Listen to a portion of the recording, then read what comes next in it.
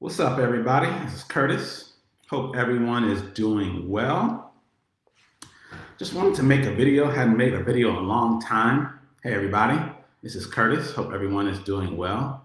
I hadn't made a video in a long time. So I just wanted to, do this video. I've been meaning to do some videos about the election. Just hadn't gotten around to it. Been busy with work and life and, try to, take care of myself. um, and improve my mental health and whatnot. I really have been wanting to do something, but I just haven't gotten around to it. But hope everyone is well, enjoying their Saturday.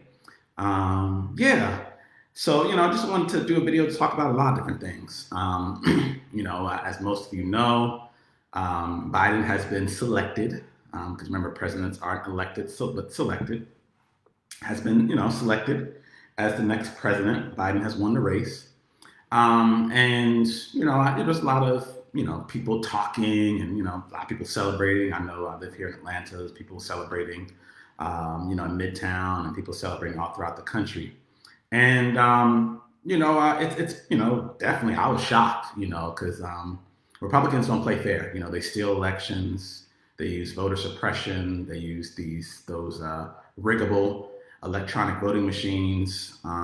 They use voter intimidation, which all that I was anticipating. So, I was definitely did not want him to win. Not that I'm a Biden fan or a Biden supporter at all, but Trump is just he's a sociopath, and my own personal feelings that I was hoping that motherfucker didn't win. I don't like him. I don't like what he represents. He's just kind of the garbage can of America, and America produces a lot of garbage cans, metaphorically, because we are a capitalist country and capitalism produces a lot of trash. And he really is a product of America. But I was still hoping that, he would be defeated, because motherfuckers like that, they kind of need to, they need to lose. So, yeah, I was happy that black voters in particular dealt him a death blow. You know what I'm saying? He is a Klansman. His daddy was a Klansman. His daddy was actually a sociopath, and he turned Trump into a sociopath as well too, because he was so abusive. There is much to be said about political leaders and how they are very traumatized human beings as well too. I believe Dr. Gabriel Mate did a really excellent expose about this a few years ago, talking about Trump and his dad, and even Trump's sister put out a recent book, Mary Trump, talking about how his father was a white supremacist, a Klansman, a very, very, very abusive to Trump, and that's what made him into a sociopath. Trump's dad was a sociopath. Trump's dad, of course, was racist, and how they just had a very dysfunctional family. And it was very fascinating because about to hear this narrative because you always hear this about black folks and us having dysfunctional families and this, that, and the third, and all these problems. But when she was describing all this shit, I'm like, God damn, like how come this is not like world news? Because all this shit was going on with the Obamas, some other little black politician. I mean, you hear about this shit everywhere. But because it's Trump and because he's white, whatever. It's like, oh, he's normal. But everything she was describing was like some really kind of sadistic and kind of pathological shit going on in their family. So I thought that was very fascinating. And there's a really good book which talks about Hitler and how Hitler was a very traumatized human being. And how how Hitler was raised. He was pretty much his childhood upbringing and how he was really abused as a child by his parents just made him into a psychopath. So there's a lot of psychopathology in white America. And the way they raise their kids and Christianity, it produces a lot of these kind of megalomaniac, psychopathic, just kind of disconnected motherfuckers like Trump. So, that was quite fascinating. I think, because, there was a lot of talk about the election and, how black folks, and a lot of this shit was coming from a lot of the woke right wingers, and we'll get into that. But there's a lot of conversation about Biden, how Biden was problematic, which he is. Jim Crow Joe was the creator of the carceral state. He is a segregationist. He is a white supremacist. He is a rapist. He is an imperialist. And pretty much when it comes down to American politics, That's all you're ever gonna fucking get. You know, when I go to the grocery store, I try to eat healthy and keto and non-GMO and paleo and all this other good stuff. I try to eat healthy. But I go into the store, I know that pretty much every single fucking thing in that store is going to be some genetically modified bullshit. Even the label that has non-GMO certified, because you go to the non-GMO certification organization, they state that we allow 0.024% of GMOs in our product. So pretty much everything you buy is going to be contaminated with plastics, with pesticides, with GMOs, with some type of toxic shit. Everything, and I hate it. I hate goddamn, even if I go to like 7-Under or a health food store or a Whole Food, whatever, Trader Joe's, like even the shit in there is going to be GMO. You know what I'm saying? And I'm not going to know about it, even if it's labeled organic and non-GMO. It's still, oftentimes can be contaminated with GMOs. And I think sometimes, that's just the system we live in. And America has always been like that. America is a shithole country. So the only really fucking choices we're ever going to have are some shithole politicians. That's it. You know what I'm saying? So, even if you go for the fucking Green Party, I was listening to an interview with one of the Green Party candidates, Howie Hawkins, and he was talking some crazy, America, America to be the world superpower. I'm like, so he was kind of on that whole America first shit, and we want to help out third world countries and, get them to embrace green energy. And I'm like, you want to get them to embrace green energy, but America literally has, like, for the past 400 years been, like, using fossil fuels. So you want to get these third world countries on these inefficient, bullshit green technologies that are products of fossil fuels? It was all some like imperialist, shit. It's like, particularly for black folks, we ain't never had no motherfucking choice in this country. Never. And we're never going to. Real talk now, just real straight up talk. We're always going to have a white supremacist or a white man. It's always going to be the same sides of same sides of the same token, if you will. Excuse me if I said that wrong. Whatever. Get the point. There's really going to be no difference between these candidates. So it's always going to be the same shit. So, and I understood, trust me, it's like, I'm not a Biden fan, at all. But I'm not a Trump fan either.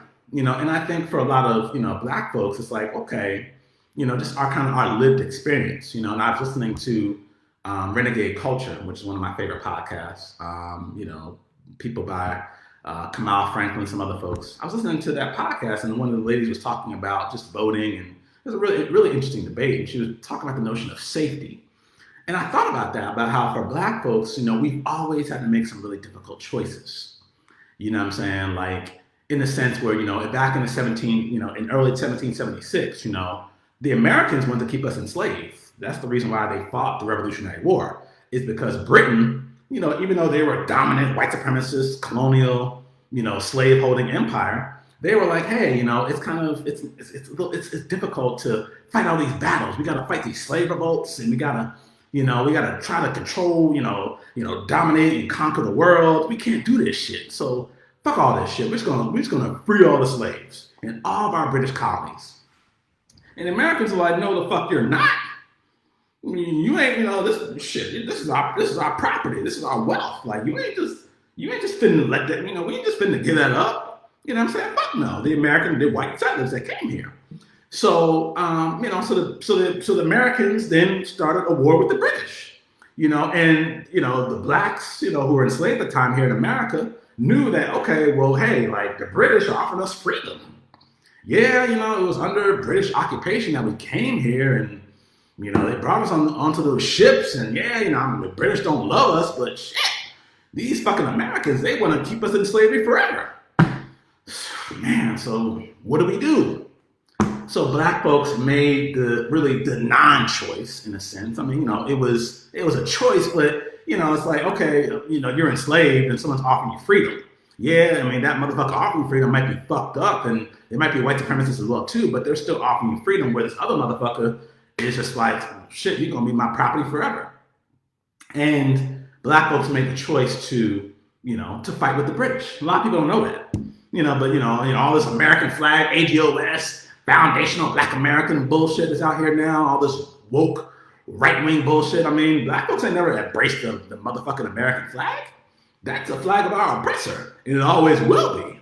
So I mean, but hey, Black folks still have to make strategic moves. Because that Union Jack is also the flag of our oppressor. But hey, in this particular situation, hey, let's blow out the brains of the Americans so we can get free. And that's what Black folks did. Because the Lord Dunmore, I believe, the governor of Virginia, who's working for the British, he was like, hey, any Black person who joins us in putting down these Americans, and fights us in the cause, they'll be granted freedom. And those Blacks fought, and then they were moved to, I think, Nova Scotia, where a huge population of, like African Americans live. People like who actually, who descended from people who were enslaved in America. They live in Nova Scotia. It was like a big community. So I mean, and hey, right on up to the War of 1812, same thing. Black people, realize that hey, all right, hey, the Americans, they're committed to slavery. But the British, hey, they're talking like some emancipation type shit. Yeah, they're colonizers, and hey, they brought us here, and it was on them British slave shit, but hey, they're offering us freedom, so fuck it, let's go down, let's go to DC and burn that shit down. And that's exactly what Black folks did. They burned down DC with the British in the War of 1812. Most people don't know that. Gerald Horne is a really, really good historian that everyone should check out. Excellent, fascinating historian that talks about a lot of this hidden history about Black folks in America, and how we've gotten freedom and liberation, by making alliances and by making these oftentimes very difficult choices, and in some respects non-choices. But yeah, we burned down DC. We fought for the British again because the British, they were committed to. They were committed to emancipation and actually even banning the slave trade. Now, of course, they had ulterior motives. They wanted to keep all the enslaved Africans, which Africa had really been extremely depleted due to the slave trade. They wanted to keep them in Africa so they could, so they could then colonize Africa, so they could have, quote unquote, human resources as the British saw them to help them in the facilitation of the extraction of wealth in Africa. So they had reasons. So it wasn't like the British were all these noble motherfuckers. No, that's not the case at all. I'm just saying that from my vantage point, from a historical perspective, Black folks, were still very strategic and very smart to make some of these choices. That okay, look, hey, we're in America right now. Yeah, whatever, blah blah blah, British, but shit, like these motherfuckers are committed to enslaving me, and the British on 2 different occasions, like they're offering us freedom. So hey, I got to do what I got to do. And same thing with the Civil War. Literally, you had the Confederates who wanted to keep Black people enslaved into perpetuity, whatever, forever. They wanted to keep Black folks enslaved forever. That was in their own writings. We're going to maintain slavery and white supremacy forever. It was in their own handwriting. And Black people, hey, Lincoln was a white nationalist. That's why, when I hear Trump comparing himself to Lincoln, I'm like, it's an accurate assessment. Of course he makes it, no one's done more things for Black people than me, and except maybe for Abraham Lincoln. I'm like, okay, these Lincoln comparisons are very interesting because you're a white nationalist and so is Lincoln. The only reason why Lincoln wanted to end slavery was to deport Black people back to Africa to create a white-only ethno-state.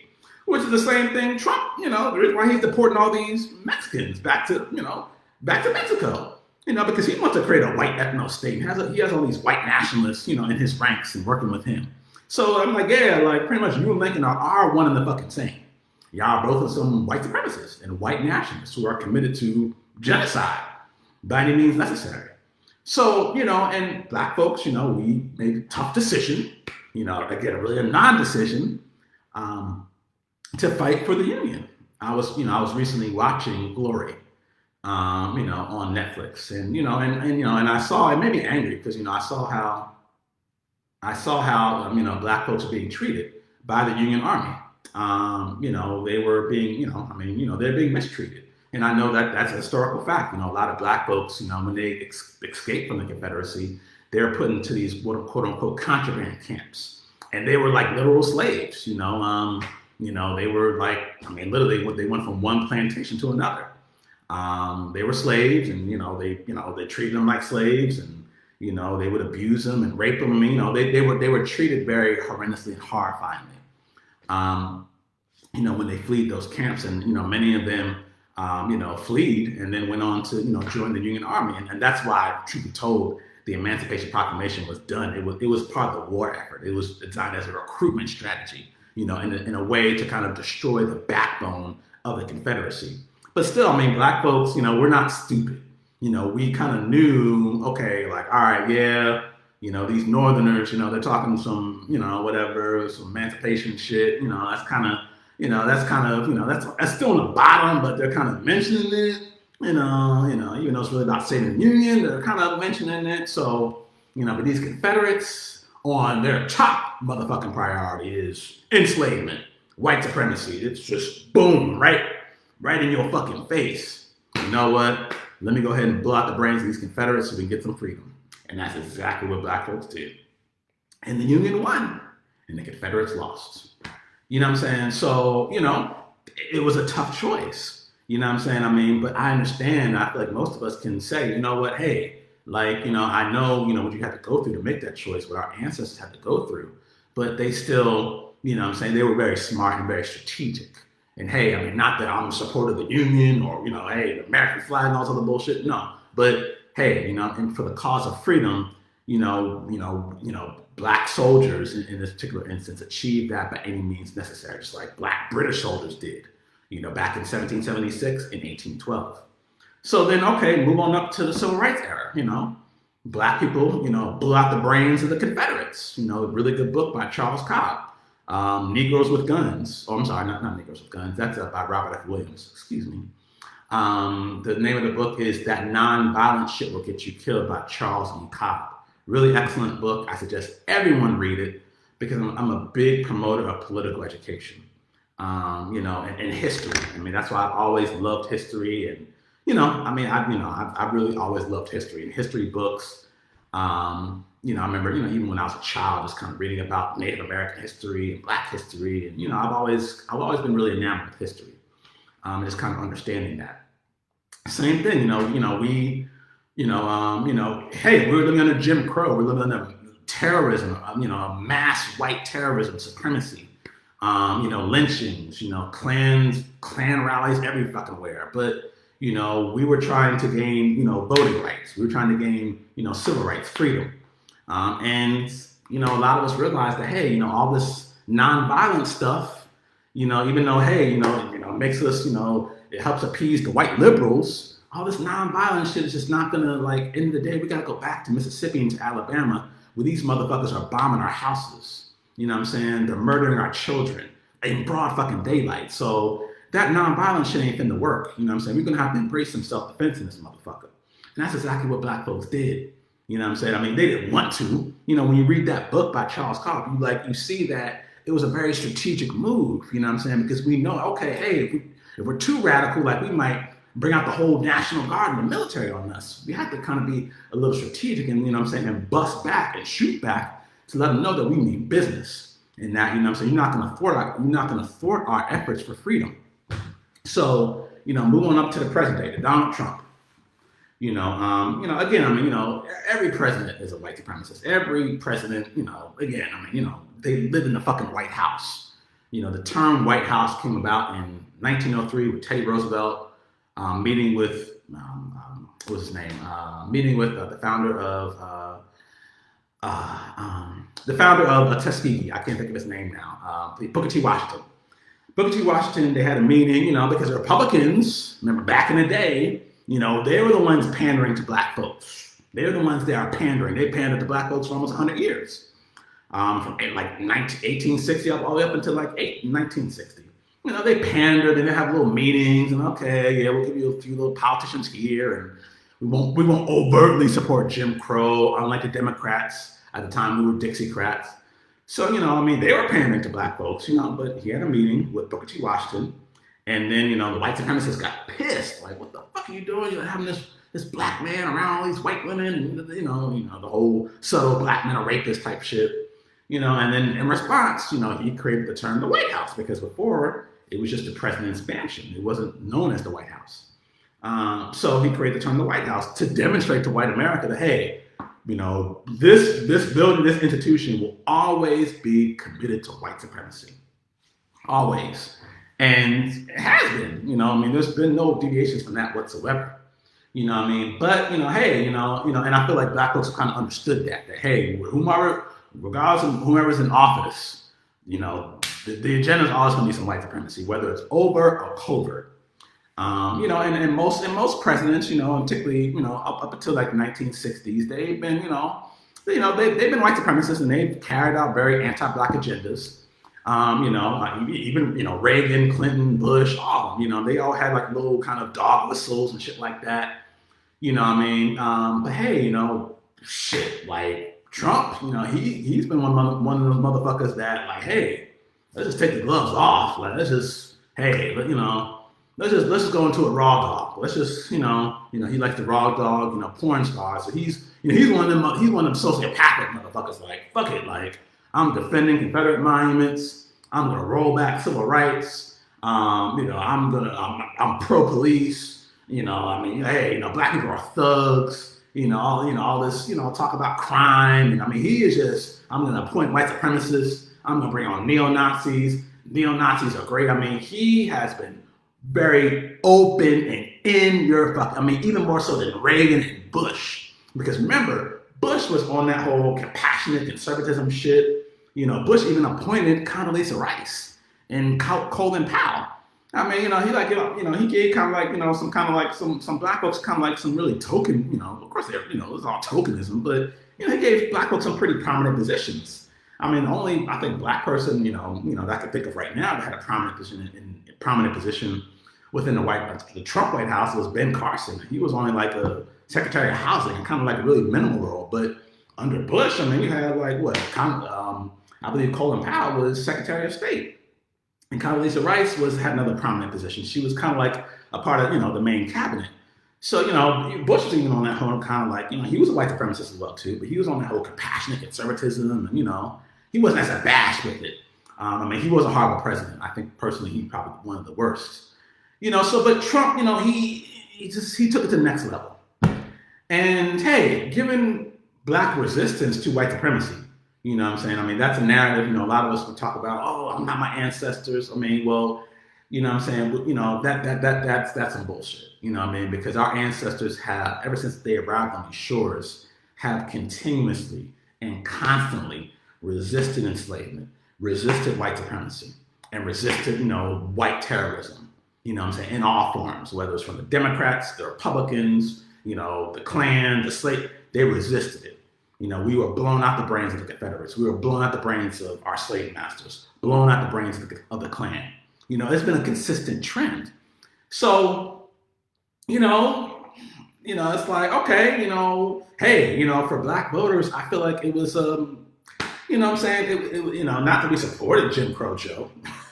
Like, no, but it was like, well, shit, like, this is an open Neo-Confederate, pro-police, Klan worshiping, neo-Nazi, sociopathic, fascists, gutting all type of civil rights protections and environmental protections, and, just using open white supremacist rhetoric about people coming into the suburbs and, fuck this black woman in shithole countries, like, Like, it's like, yeah, Biden, he had, the crime bill, but, but a lot of people don't realize that Trump was actually a Democrat most of his life. So he supported that goddamn crime bill. Like, he was funding Biden, and funding the Democratic Party when they brought about that crime bill. Trump only became a Republican so he get elected. Because, he's an opportunist. He's a clown. He don't, he's not even a real, like, Christian or a conservative. He don't even read the fucking Bible. So he's like, hey, I'm just going to use this opportunity. I'm a white supremacist. I'm going to use this opportunity I'm just going to go to the Republican side and get elected. Like, but he was a Democrat all his life. And he even said that, he said that the crime bill was too fucking weak. So, this whole narrative about the crime, you have one motherfucker that, created the crime bill, and put all the millions of black men in jail primarily. But then you have like another motherfucker's like, well, shit, you should have put in 10 million. So, so so from my vantage point, the black resistance to Trump was rooted in the historic resistance we always had to white supremacy. You know what I'm saying? And I know many of you could say, but hey, we supported Biden. Well, what choice do we have? What choice do we have? You know what I'm saying? Like, what, you know what I'm saying? Again, the same analogy as I used before. You know what I'm saying? The Union was racist, but then you had, the Confederates. Okay, slavery into perpetuity, Union talking about emancipation. They're not as committed to slavery. You know what I'm saying? Like, we didn't have a choice. We really didn't. From my vantage point, like, shout out to black people. Like, you know what I'm saying? Like, the resistance to Trump was rooted in the historic resistance. You know what I'm saying? It's rooted in that. You know what I'm saying? And now, there's an argument to be made about how the Democrats may have weaponized that. And yeah, but again, black folks ain't stupid. Like, even in my opinion, even in the conscious community, we still like to, all the, these coons, and, it's all this kind of shaming of black people. There's all this kind of like, but black people, like, even like the quote unquote non-conscious ones, like, they still kind of like, they can kind of decipher things pretty fucking well. You know what I'm saying? Like, hey, even sometimes even better people in the conscious community. Like, shit, yeah, people in the conscious community donate money to Umar Johnson. So not that we should, like, but like, a lot of conscious black folks, they get involved in some goddamn cults.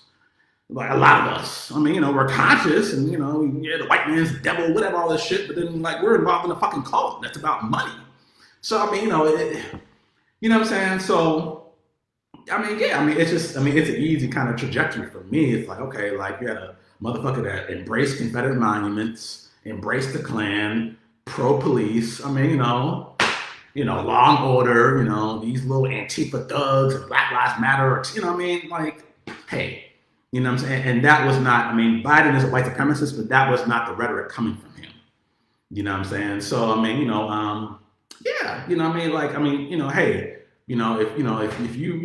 like kind of like on this, hey, you're not feeling the result of the election, hey, it's all good. I'm not saying you should feel great about a new kind of manager of the empire coming into power. You know what I'm saying? But for the black voters who kind of really, put in that work and, got out there, hey, celebrate. I'm all for it. Celebrate. You know what I'm saying? I'm happy that Trump was defeated. You know what I'm saying? But also recognize that, hey, there's still more work to do. And that, we can't get into this whole illusion of progress. Kind of keep our eyes on the prize. But hey, you know what I'm saying? But Trump has been defeated. You know what I'm saying? He's done. He's done. Whether he wants to leave or not, he's done. That's it. You know what I'm saying? And he lost by a pretty big margin, like particularly if you count the popular vote. So, shout out to black voters.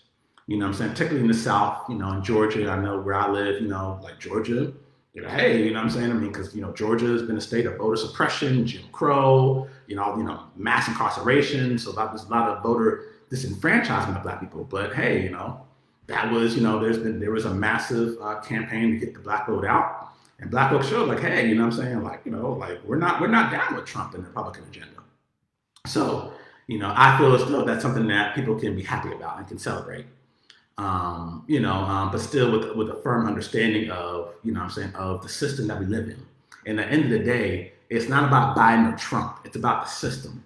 You know what I'm saying? It doesn't, because even if it was a Green Party, the Green Party is committed to white supremacy. The socialist, white supremacy is the governing ideology which governs America, along with patriarchy, capitalism, imperialism, genocide. Those are the kind of the governing ideologies. So, the whole system, capitalism, America, the state, the whole, civilization, I can go deeper, but the whole system needs to be destroyed. You know what I'm saying? And, us trying to pay, these little political parties are not going to bring about the destruction of that system because, number one, these political parties are controlled by money. You know what I'm saying? Money controls politics. I don't care what, who the candidate is. There's some money, either some, activist money, some billionaire money, some corporate money there's some money behind it, and the money controls the agenda because politicians are products to be bought, for a certain price. So, ultimately, it's going to take a lot of radical organization. I know here in Atlanta, there's a really good organization called Community Movement Builders, which I support. I feel like they do. I went to one of their protests recently, and they're anti-capitalists. They understand some of the, about the struggles that Black women face, the LGBT community. So, I feel it's an organization that you can definitely check out because, there's a lot of these other, quote unquote, Black organizations that, they're getting money from the billionaires and from the Rockefellers and Soros and they have some good ideas, but you have to be their movements are still being controlled ultimately. So the times where Black people have gotten any sort of material progress, it has been through resistance, mobilization, and organization. And oftentimes that resistance, has embraced, self-defense. That's the only time, we got free, the abolitionist movement was a very violent movement, and actually pushed the country towards civil war, even before John Brown. A lot of those abolitionists, they believed in self-defense, and it kind of created the environment to where, a war was fought, that led to the emancipation. Same thing with civil rights movement. So, I feel as though that's the focus. Of course, there's going to be those, in the Biden camp and the Black kind of gatekeepers on the left that, they're going to try to, of course, they're going to try to pacify the Black community. And Kamala Harris, the illusion of progress is going to, they're going to try to pacify people. But it's interesting because, like under Trump, I remember like when Trump got elected, there was all this conversation about, oh yeah, it's gonna be a lot of, we're gonna, Trump's in office and he's bad. We're gonna tear the system down and we're gonna organize and mobilize, and then none of that shit happened. I didn't see up until George Floyd rebellion happened, this summer. Like I didn't really see, and I could be wrong. I didn't see much kind of radicalism from the Black community, from the so-called lefts, the progressive community. There was a lot of fake resistance and, and Russiagate and all sorts of bullshit. But there was really nothing substantive opposing Trump. And there was, even more so in my, even more so, there's a lot of minimization. It's like, oh, Trump is bad, but Obama did the same shit. It's like, okay, there's all this conversation about Trump and, he wants to bring home the troops and all. They're falling for a lot of the lies that Trump was telling. Because in reality, Trump dropped more bombs than Bush and Obama combined. He was not a dub. He was an extreme warmonger, He did not deport as many, Mexicans as Obama. That is true. But when it comes like to the militarism and just corporate fascism, let corporations doing what they want. Bailouts. This motherfucker gave $19 trillion to corporations, to Wall Street. $19 trillion to Wall Street and corporations. So that's way more than Obama gave, with his little bailouts. He gave $19 trillion. Obama didn't give that much. He supported TARP. He gave, I think, several trillion with this little economic stimulus. But Trump was just kind of like, like he was on some next level with everything when it comes to war, overthrowing countries, overthrowing the Venezuelan government, putting new sanctions on Venezuela that have killed nearly 100,000 people, putting sanctions on Iran, antagonizing Russia, overthrowing the government in Bolivia, overthrowing the government in Nicaragua. He's done a lot of like really bad shit. A lot of progressives, they were kind of, because I guess they're mad at Democrats, they were kind of they were kind of like minimizing that shit, so yeah, So, sometimes I'm like, okay, y'all, like, let's just be 100 about everything. So yeah, and now as far as, because, last thing I want to touch on, and I'm gonna go, I'm gonna go out and hang out with some friends tonight. There's a lot of, and a lot of these narratives about Biden and Trump and, what have you. So again, just to kind of bring it back for a minute, really quickly. America is a plutocracy. America is a corporatocracy. Money controls politics. The Federal Reserve, what Rothschild said: "Give me the power to issue money, and I care not who makes the laws." So ultimately, whatever candidate you get as far as political candidates, politicians, they're always going to be, protecting the state is always going to serve the wealthy. Basically the state is here to protect the property and the profits and the patents of the rich. You know what I'm saying? That's the state's function. And the function of politicians operating in an institution is to manage that. So at the end of the day, you know what I'm saying? Like I said, white supremacy is what this country was founded on. America was the world's first white republic. So at the end of the day, don't expect too much fucking progress from the system. Maybe some little piecemeal shit here and there, but as far as like really radical change and structural change and eliminating inequality and wage slavery and poverty and protecting the environment, it's just not going to be in the agenda of any politician. It's just not. I don't give a fuck. They talk about a Green New Deal because the Green New Deal is more destructive than the whole oil New Deal. It's as destructive, ladies and gentlemen. It's as destructive, and it's financed by the Rockefellers and by all these billionaires. There's a really good documentary, Planet of the Humans, to kind of learn more about that. So yeah, but there's a lot of it's really interesting. Because I even kind of myself got a little caught up in it myself. I'll admit, these woke right wingers or conservatives, in the black community, that came about through Trump, so it's like I've noticed that black politics in some respect has gone to the right. It hasn't gone to the left, it's gone to the right, what I'm saying, like in many respects, it's like there's a lot of woke conservatives in the black community.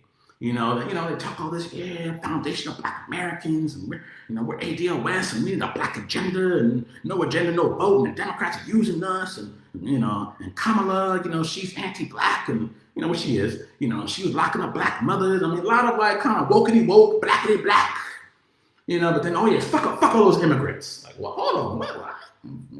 And, always look at all these LGBT and bussy popping, and all this homophobic stuff. And I'm like, whoa, all this kind of like, they talk all this blackity black, but then anti-immigrant. Immigrants are taking work from us, and all these Nigerians and Jamaicans, and they're anti-black Americans, like, And then we do the research, like, damn, like these motherfuckers are being supported by like white nationalists and MAGA. They're like they're Trumpers. And I watched a really interesting documentary maybe about a year ago. What was the name of that documentary? The Great Hack on Netflix. Excellent film. And it was talking about how Trinidad and Tobago, it's a small island country in the Caribbean. It's like half white. It's half Indian, half black. And and the Indians, they tell their kids, hey, go out and vote, get engaged. Because politics matters. Because politics does matter. Public policy does matter. We need wealth redistribution. We need, the system is crooked, it's corrupted. It needs to be abolished. But hey, like we're still operating within it. So it's important to still obtain things from it because we still do have material needs. And the government raised all this fucking money and they give most of it to the rich. They bail out the rich, they subsidize the rich, but they don't do anything for the people. But it's like, there needs to be pressure on them, to hold them, to fight that system. So anywho, I digress. It was talking about how like Indians, go out and vote, and it's important because if we don't vote, we're gonna lose political power. So but the conservatives or some, I guess the ruling party, kind of like the Indian party in Trinidad, they reached out to Cambridge Analytica, who were supporters of the Trump campaign in 2016, and they came up with a campaign known as Do So. It's a Do So campaign, and it was targeted towards black Trinidadians. And what it was targeted towards, it was designed to have them be apathetic with the system, like fuck the system, I'm not voting, do so. And it's kind of like a hashtag movement. It wasn't like a real kind of like grassroots, protest, kind of mobilization type movement. It was all like kind of online. Have all these different videos, do so, and and it's kind of like, and in a way, because of how black people have traditionally been treated in Trinidad, they were able to kind of weaponize some of the existing dissatisfaction that already probably historically existed amongst the black people who lived in Trinidad. And they weaponized that like to steal the election for the Indians. And when I saw that, and they're talking about camp, I'm like, that's ADOS. Do so. I mean, it was kind of like similar syllables or whatever. I'm like, damn, like, 'cause I've heard stuff about ADOS and them being Trump and MAGA. I'm like, I've heard stuff about them being Russia bots. I'm like, well, I'm not sure about the whole Russia bot thing, because that kind of feeds into the whole Russiagate narrative, and that's some bullshit, But yeah, but then I'm like, oh, damn, like it all makes sense. These motherfuckers are designed to promote, like these right-wing, kind of hashtag movements are designed to promote like voter suppression in Black America, like stay at home, fuck the Democrats, we ain't voting, neither party serves us, which again, all that's true. I mean, like, I'd be disingenuous to say that Democrats have done it.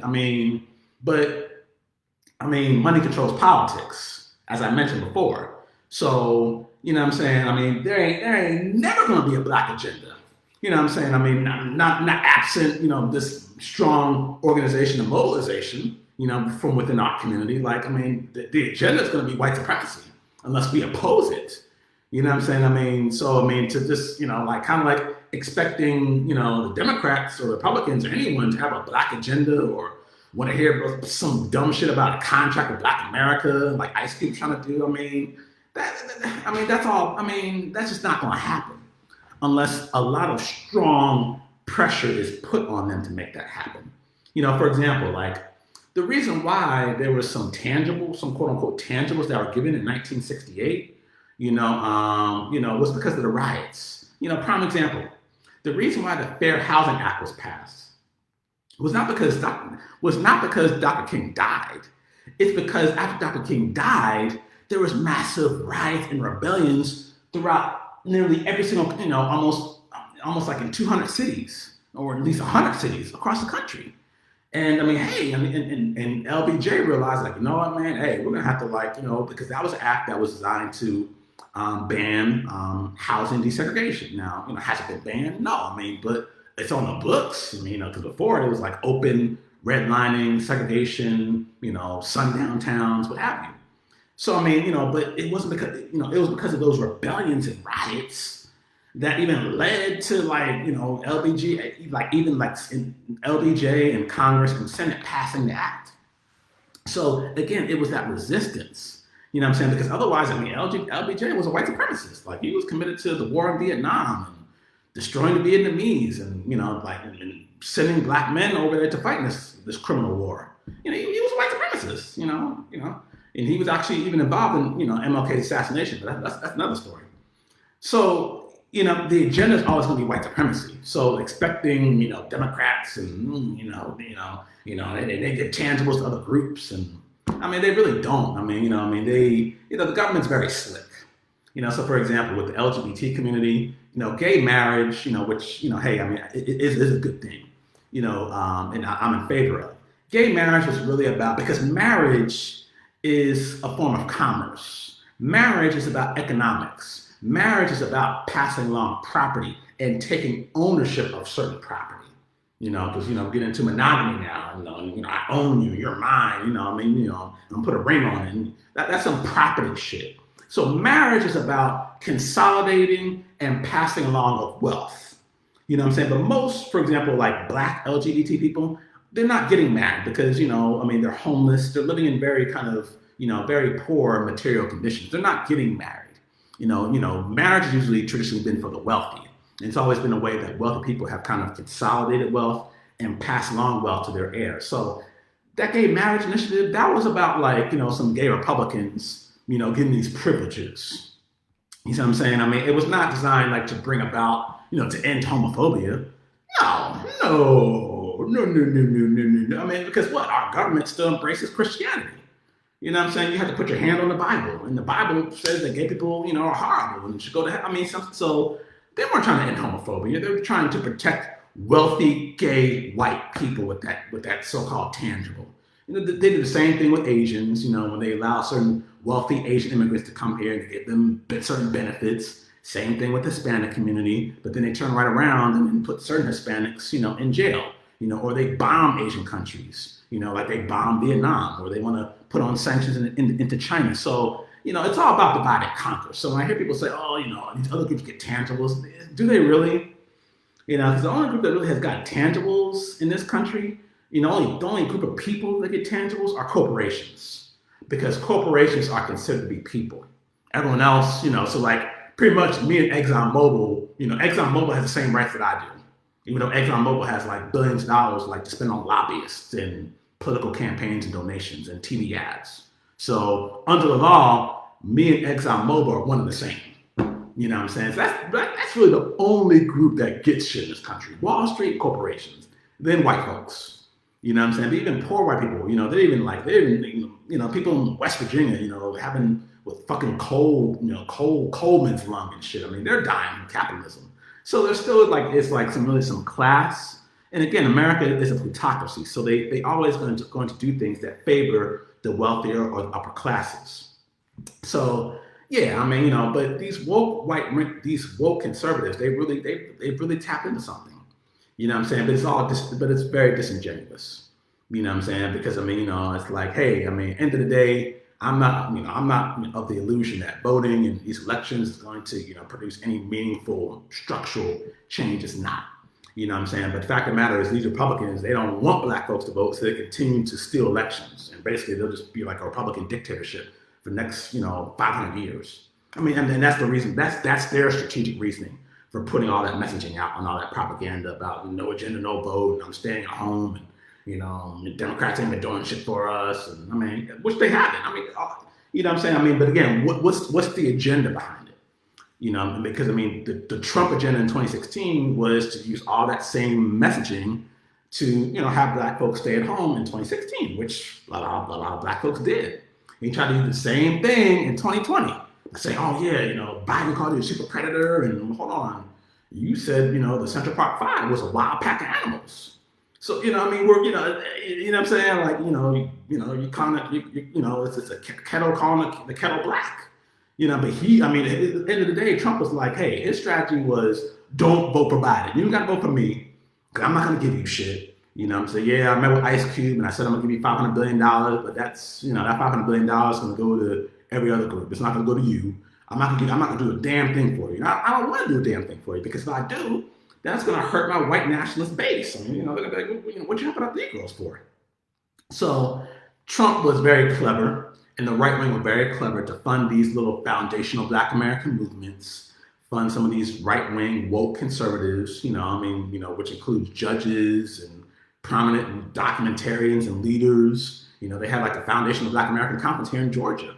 You know what I'm saying? Because here in Georgia, I think in 2016, the Trump campaign had targeted it was 44% of black voters for deterrence. Basically, stay at home, and put out ads and messaging and propaganda and misinformation to get them to stay at home. It was very interesting that they had that conference, maybe because the conference was in the middle of the pandemic, and some of the organizers, raised almost $200,000 for that conference, and then sold tickets for it. And then charged a fee when the conference probably only costs the organizers maybe $20,000. I live in Georgia, so I know how much these conferences cost and how much it costs to rent these rooms. So $200,000 is raised for a conference, to make this, have this whole big, supposedly nice conference, but then it only lasted 3 hours. You know what I'm saying? And people had to wait in line, and there's all these kind of no-name speakers, and it's like, okay, you raise money for a conference, and only then to go back and then charge people for that same conference. It's like, okay, if you raise $200,000, then the conference should be free. Why the need to go back to the community and ask for more money to pay for the ticket? But I digress. I'm not gonna. Excuse me. I read a lot, y'all. I do a lot of research. So, nonetheless, yeah, watch out for these woke. You know what I'm saying? Of course, a lot of us, we know about some of the Biden, the Biden and the black gatekeepers, that's well known, and hey, watch out for both of them. But these woke right wingers have really tapped into something. And I mean, like I said, they even got me robbed. They even had me robbed up for a while. They did. I'll admit it. I was all, I was like, hey, deal with because I support reparations. I support that, and I was a part of NCOBRA back in the day when I was in my, NCOBRA is an organization that's, fighting for reparations for Black folks. And I was a part of that organization. I went to one of their conferences, so I'm in favor of that policy of the government doing that. So I got caught up in it. I'll admit, it was hot and it was hashtag, and but then I started kind of doing some research. I'm like, okay, wow, like I was manipulated, like I was played. I mean, they used all this kind of like, dissatisfaction with the Democratic Party, which, again, I haven't, I am dissatisfied. I don't support the motherfuckers. I don't. A lot of this and dissatisfaction with the quote unquote system, and Black folks kind of being in these really kind of bad, states, and seeing other groups kind of get ahead above us, and seeing some of their priorities, like again on the surface, getting mad. I mean, like even not totally on the surface. I mean, because the whole minority thing. I mean, it kind of lumps us all into like one when we don't have some of the same experiences here in America. So they weaponized that and then used it like to kind of push this whole conservative agenda, anti-immigrant agenda, anti-Africa agenda. About Black people selling us in Africa and all this crazy shit. So yeah, I mean, it was like a slick, conservative propaganda campaign. But the main goal of that campaign was to get Black voters to stay at home. Like I said, check out the Great Hack. Check out, there's I think News Forward did an investigation about how Trump, was using online data, your data from Facebook and from Twitter to kind of mine that data, and pretty much they're stealing it. And then to put out propaganda campaigns and messaging and misinformation designed to get you to stay your ass at home. You know what I'm saying? I mean, it's really fascinating. So, I mean, and even, there's plenty of information online about ADOS and FBA and some of these other little kind of, conservative movements and who they're financed by and who some of the, who they're connected to. But, that's all I have to say for now. I hope you are well. I plan on doing more videos. I plan on possibly doing a podcast. Definitely get involved into a local truly grassroots organization, to fight for local change, to fight, for, not just, change on the federal level and on the state and, and the local level. Like I said, I mentioned community movement builders. They're one organization I know about here in Atlanta. I've also come across the movement of Black Lives. I can't, fully endorse them, but I've come across them, and some of the organizing that they do. I met some people through there, but yeah, just get involved. You know what I'm saying? Hey, particularly Black folks, like, we voted, we turned out, Trump is gone. You know what I'm saying? So now it's like, hey, it's time to, kind of, to, embrace some radical movement building. That's all I got to say. I hope you are well. Hope you enjoy your holiday season. If I'll make a video before then, but I'm sure I will. And yeah, peace and blessings to you all. Feel free to hit me up for any health advice. I give health information, traditionally. So, about COVID, I'm going to kind of dive into that a little bit later. So yeah, but just enjoy your night. Hey, you want to celebrate, smoke a blunt, what I'm saying? Get turned up, whatever. Hey, do your thing. But peace and blessings, y'all. Hope you enjoy your day.